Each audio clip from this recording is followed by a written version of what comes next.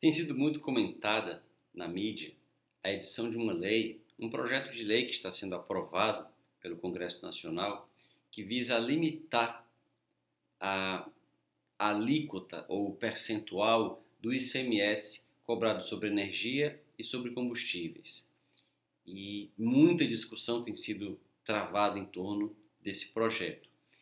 Nesse vídeo, pretendo comentar alguns aspectos ou fazer alguns comentários, são algumas conclusões que se podem tirar dessa discussão. Essa discussão ela permite vários desdobramentos para o estudo do direito tributário e são esses desdobramentos que se pretendem estudar aqui. Basicamente, 5 desdobramentos para o estudo do direito tributário. O primeiro, a questão federativa. Em princípio, a União não pode, por meio de uma lei, o Congresso Nacional, o Poder Legislativo da União, editar uma lei tratando da alíquota de um imposto estadual. Seria rasgadamente, flagrantemente inconstitucional a União dizer quanto o Estado pode cobrar de ICMS, do mesmo jeito que o Estado não pode dizer quanto o município pode cobrar de IPTU. O Estado de São Paulo não pode fazer uma lei estadual dizendo quanto vai ser a alíquota do IPTU do município de São Paulo, do município de Santos ou do município de Guarulhos. Enfim, a alíquota do IPTU cobrado por esses municípios deve ser fixada por uma lei editada por esses municípios, pelos vereadores desses municípios. Então esse é um primeiro ponto que deve ser tratado. Porém, nesse caso, isso nos conduz a um segundo ponto. Essa lei complementar que o Congresso Nacional está aprovando sobre a alíquota do ICMS, ela não propriamente fixa essas alíquotas. Se ela o fizesse, seria inconstitucional. Ela se limita a dizer o óbvio. Ela diz assim: energia elétrica, combustíveis, são itens essenciais e devem ser tratados, no que tange ao ICMS, como itens essenciais. Então, será que precisa uma lei dizer que a energia elétrica é essencial? Não, não precisa. A lei só diz o óbvio. Então, o que essa lei está dizendo é que os estados têm que cumprir a Constituição em relação à energia elétrica e a minerais e a combustíveis e a comunicação, e que em relação a isso, em relação a esses itens essenciais, a Constituição tem que ser respeitada quando diz que o ICMS pode ser seletivo, ou seja, o ICMS ele pode ter alíquotas diferentes, percentuais diferentes para produtos ou mercadorias ou serviços diferentes, ou ele pode ter uma alíquota só para todos.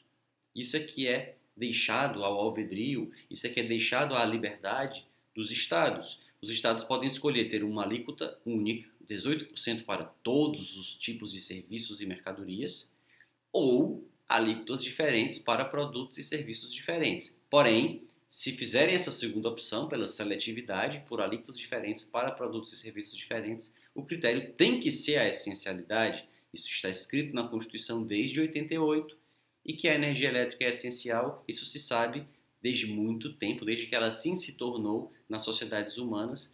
Então, não é porque a lei complementar está dizendo isso. Porém, ao dizê-lo, a lei complementar impede os estados, de forma mais explícita, de cobrarem as alíquotas absurdas que cobram de 25%, 30%, 33%, 35% sobre energia elétrica, minerais, combustíveis e serviços de comunicação.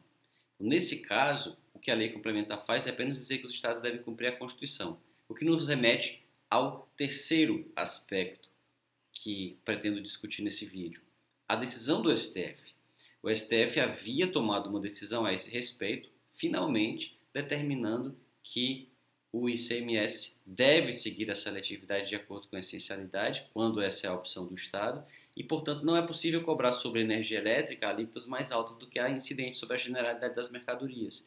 Ou a energia elétrica é tratada como qualquer outra mercadoria, se sujeitar à alíquota que o Estado aplica a outras mercadorias, que na maior parte deles é entre 17% e 18%, ou então os Estados têm que fixar uma alíquota diferente para a energia, que ou ela deve ser a mesma ou deve ser menor, ela não pode ser maior. Foi isso que o Supremo decidiu, e é só isso que essa lei diz. Então, alguém pode dizer, mas então para que editar uma lei que repete o que a Constituição já disse?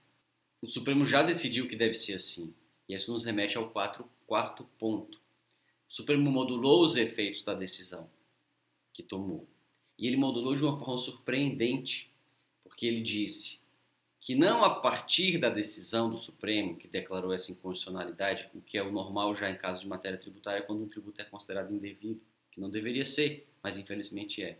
O Supremo foi além, ele disse só em relação a daqui a mais alguns anos é que os estados vão deixar de cobrar esse tributo, mesmo sendo inconstitucional. Então foi uma modulação que fixou um marco a partir do qual a decisão do Supremo passaria a produzir efeitos, a Constituição passaria a precisar ser respeitada, não desde sempre, o que seria o normal, o que deveria ser o normal, não desde a decisão do Supremo, que infelizmente tem se tornado usual em matéria tributária, mas desde uma data postergada para o futuro. Então, nesse caso, o que essa lei está fazendo, pura e simplesmente, é obrigando os estados a cumprir a decisão do Supremo logo. Então, o que a lei está fazendo é contornando a modulação indevida que o Supremo fez da sua decisão. Isso suscita conflitos de separação de poderes, isso suscita conflitos de diversas ordens que podem ser aprofundados. Esse vídeo se propõe apenas a apresentar o problema.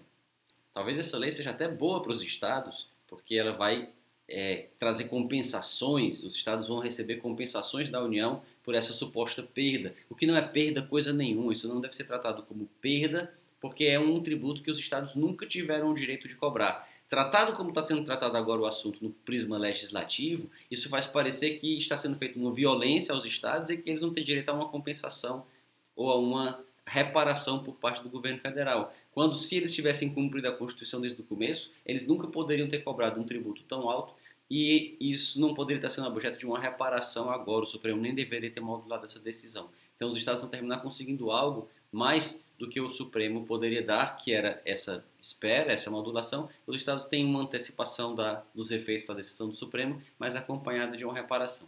Agora, o quinto ponto, que é o quinto a ser destacado aqui, é o seguinte: quem fixa o preço da gasolina é o mercado. Quem fixa o preço dos produtos tributados pelo ICMS é o mercado. É uma falácia dizer que o ICMS é pago pelo consumidor final.